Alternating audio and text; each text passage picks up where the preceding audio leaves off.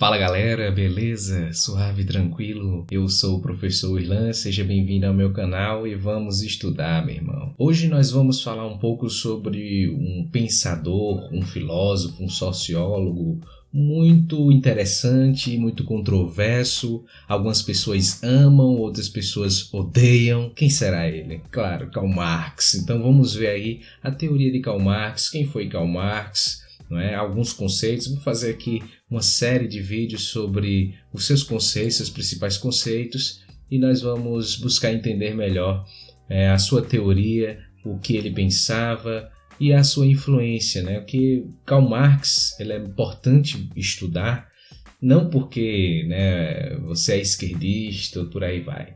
Pouco me importa se você é de direita ou de esquerda, se você gosta ou não gosta dele, se você odeia ou não ele. Ele é importante ser estudado porque a sua teoria, o seu pensamento mudou muito, o pensamento do século XX, século XXI até hoje. Há modificações, transformações na sociedade por causa do pensamento marxista.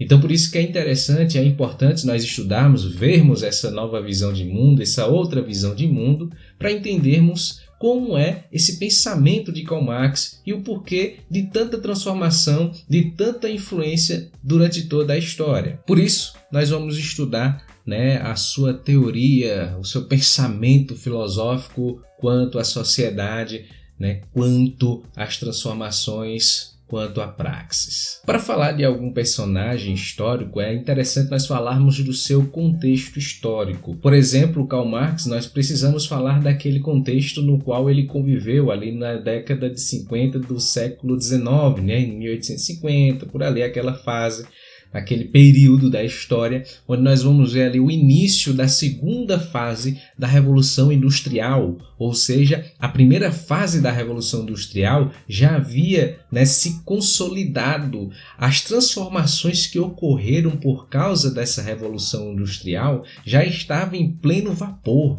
Aquela sociedade do século XIX, meados do século XIX, estava em ebulição. Aquela sociedade europeia industrial estava efervescendo mesmo, estava crescendo e cada vez mais aparecendo problemas, crises sociais e por aí vai. E essa sociedade, por causa dessa Revolução Industrial e também pelos efeitos da Revolução Francesa, né, nós vamos ver novos ideais progressistas, ideais que também surgiram por causa do iluminismo, ideais evolucionistas, né, ideais que vão pensar a sociedade de uma maneira progressiva, onde vão pensar a sociedade como algo que pode realmente melhorar, com um olhar mais positivo.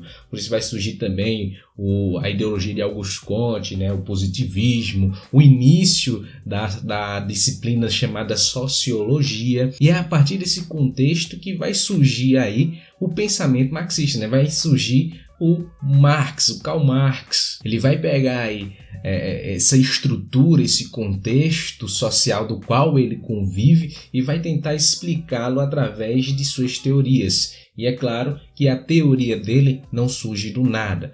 Toda teoria, todo pensamento surge através de seus influenciadores. Então, quais foram as influências de Karl Marx? Primeira influência, uma das mais importantes influências para Karl Marx, foi um filósofo também ali no final do século XVIII, no início do século XIX, foi um cara chamado Hegel. Tá? Hegel foi importantíssimo para o desenvolvimento da ideia de Karl Marx, principalmente por causa de uma teoria, uma ideia que Hegel criou chamada de dialética.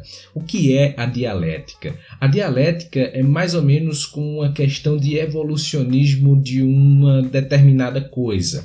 Vamos pensar o seguinte: existe um pensamento atual em que ele é pensado pela maioria, mas de repente ele se encontra em oposição.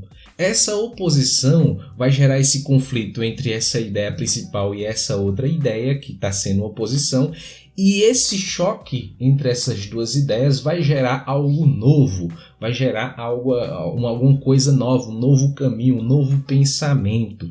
Então é um pensamento que está vigente, entra outro pensamento que está ali surgindo como oposição, eles entram em conflito e a partir desse conflito gera um outro pensamento. É o que na dialética de Hegel vai se chamar-se da tese e a antítese, né? Antitese. Então, a tese é o pensamento que está sendo desenvolvido, é o pensamento vigente. E a antítese é a oposição desse pensamento. Então, quando eles se chocam, vai gerar aí um novo pensamento que ele vai chamar de síntese, tá?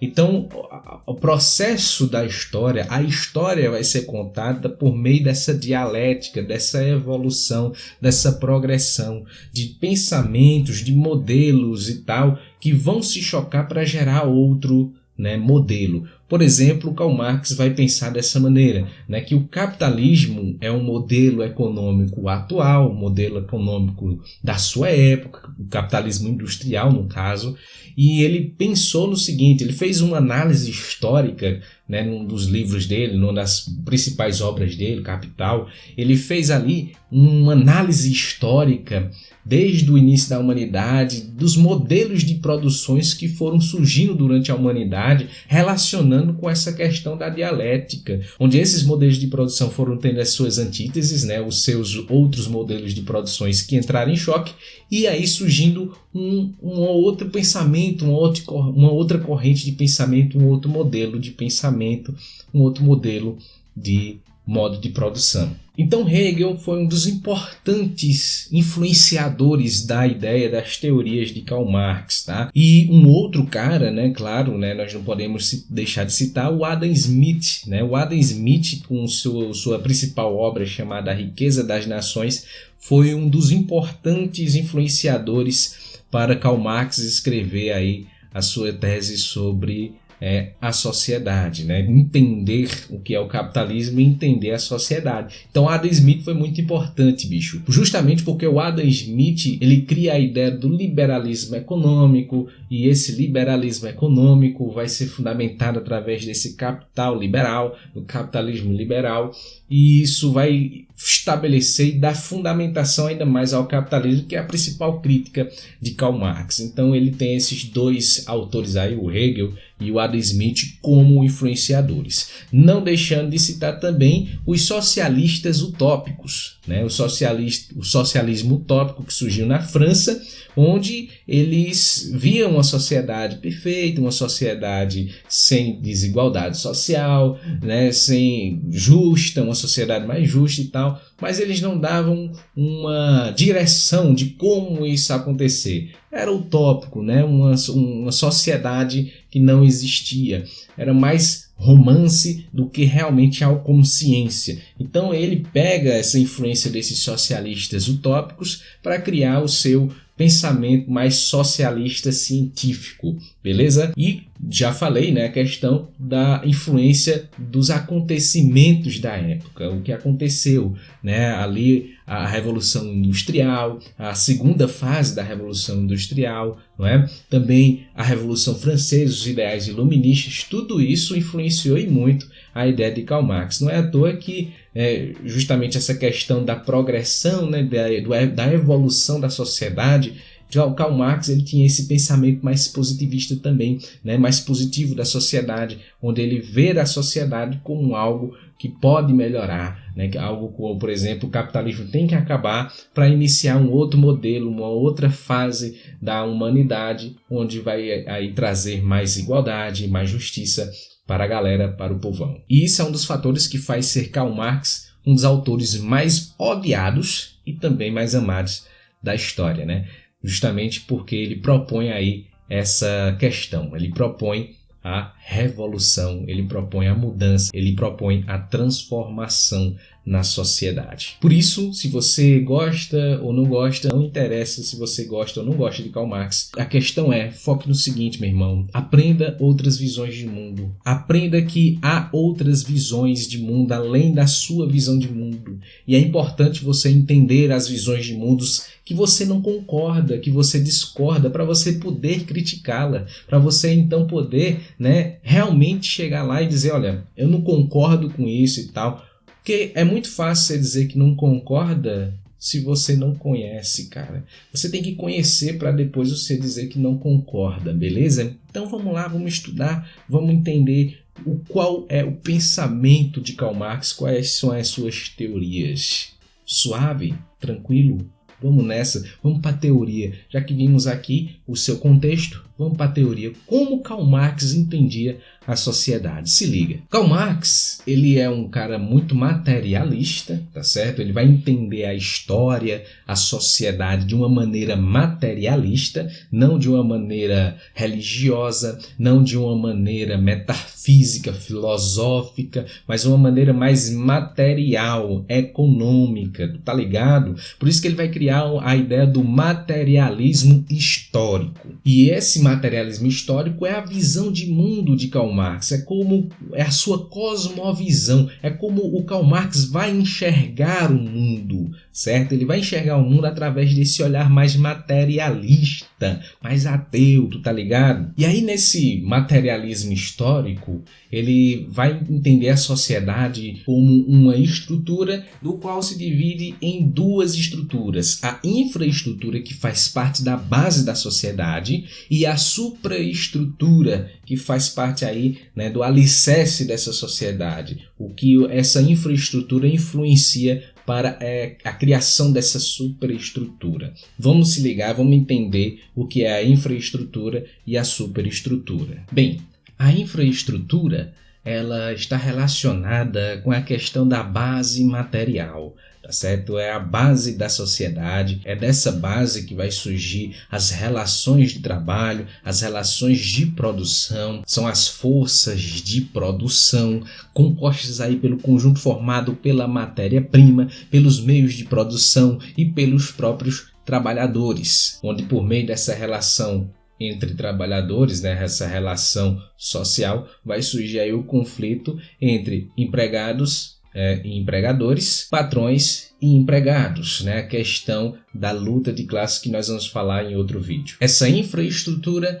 é a base econômica da sociedade, é a base da sociedade de onde vai vir toda a parte ideológica. É nela que vai surgir aí as relações de trabalho, que a partir dessas relações de trabalho é que vai existir o movimento da história, tá certo? É nessa estrutura chamada de infraestrutura que vai surgir essa relação de trabalho. Está marcada aí pela questão da exploração do trabalho, da força de trabalho no interior do processo da acumulação capitalista por meio disso aqui, ó. Já a superestrutura é fruto de uma estratégia dos grupos dominantes, né, dos empregadores, desses patrões, da galera que tem o domínio, que tem o poder em suas mãos, para a consolidação e a perpetuação de seu poder. Trata-se aí da questão da estrutura jurídico-política ou então de uma estrutura chamada de estrutura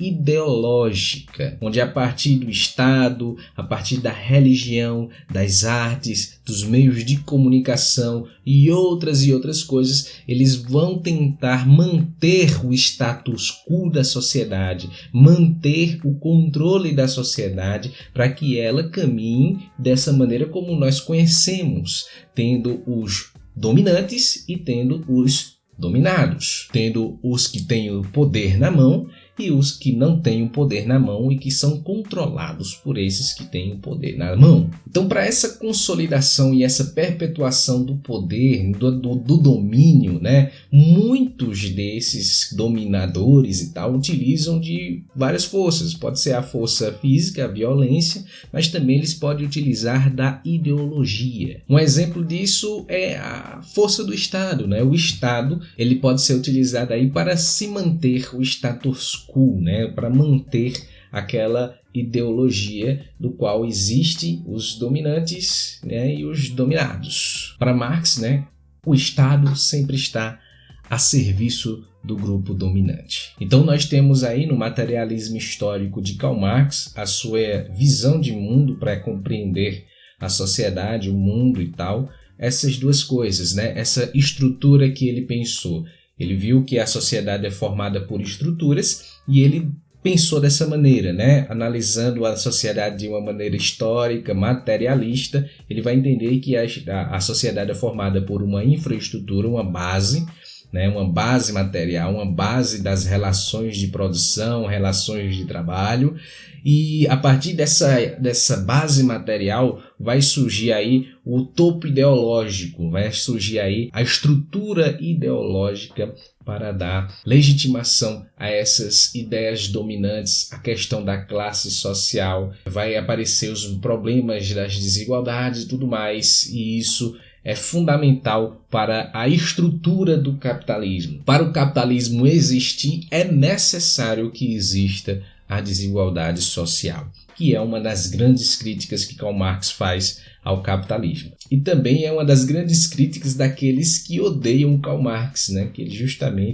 ele propõe uma ideia até mesmo ufanista, né? Uma ideia de acabar com a desigualdade. Mas enfim, isso é assunto para outra aula. Nós vimos aqui nessa aula o contexto da história de Karl Marx, né? De onde ele estava inserido, as suas influências e o iniciozinho dessa sua teoria, que é a questão do materialismo histórico. Espero que vocês tenham gostado. Se você gostou, deixe o seu like, compartilhe o vídeo e nós estamos juntos. Qualquer coisa, qualquer dúvida, deixe o seu comentário aí e tamo junto, galera. Valeu e até a próxima. Fui!